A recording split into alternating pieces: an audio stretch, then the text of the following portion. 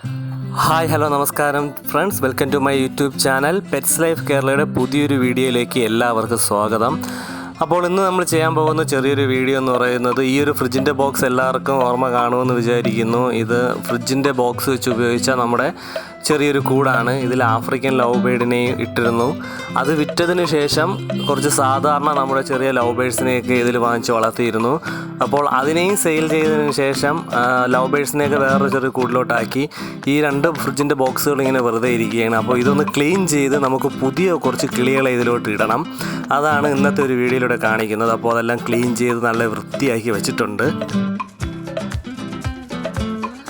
നേരത്തെ ആ കൂടിരുന്ന സ്ഥലത്ത് നിന്ന് മാറ്റി ഇപ്പോൾ ആ കൂടുകളെല്ലാം നമ്മുടെ ഫിഞ്ചസിൻ്റെ കൂടിനോട് ചേർത്ത് വച്ചിട്ടുണ്ട്. അപ്പോൾ ഇതിൽ എന്തെങ്കിലും ഒരു വെറൈറ്റി ആയിട്ടുള്ള ഒരു കിളിയെ വാങ്ങിച്ചിടണം. അപ്പോൾ നിങ്ങൾ തംബ്നെയിലിൽ കണ്ടതുപോലെ തന്നെ കോക്ടെയിലിനെയാണ് വാങ്ങിച്ചിടാൻ വേണ്ടി ഉദ്ദേശിക്കുന്നത്. അപ്പോൾ ഗ്രേ കളറിലെ ഒരു പെയർ, ഒരു മെയിലും ഫീമെയിലും ആയിട്ടുള്ള കോക്ടെയിലിനെ ഇപ്പോൾ കിട്ടിയിട്ടുണ്ട്. അപ്പോൾ അതിനെ ഇടാൻ വേണ്ടിയാണ് പ്രധാനമായിട്ട് ഈ കൂട് സെറ്റ് ചെയ്തത്. 3 മാസം പ്രായമായ കോക്ടെയിലിനെയാണ് കിട്ടിയിട്ടുള്ളത്.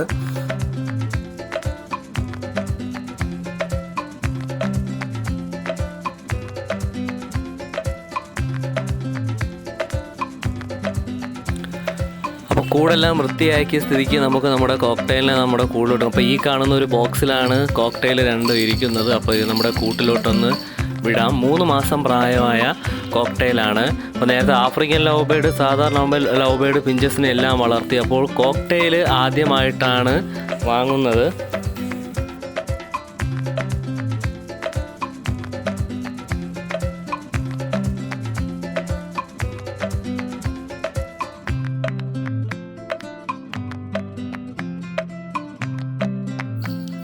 അപ്പോൾ നമ്മുടെ കിളികളെല്ലാം നല്ല പേടിച്ച് ആ കൂട്ടിനകത്ത് തന്നെ ഇരിപ്പുണ്ട്. പുതിയ കൂടുമൊക്കെയായിട്ട് ഇണങ്ങി വരാൻ ഒരല്പം സമയമെടുക്കും.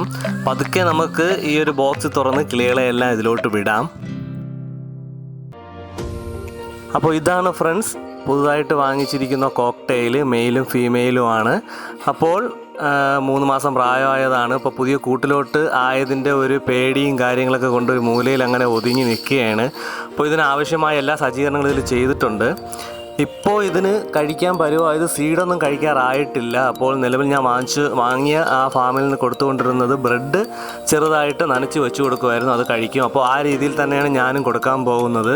ഇപ്പോൾ ആദ്യമായിട്ട് ഒരു ബ്രെഡ് വെച്ച് കൊടുക്കുകയാണ്. കഴിക്കുമെന്ന് അറിയില്ല, പേടിച്ച് അങ്ങനെ ഇരിക്കുകയാണ്.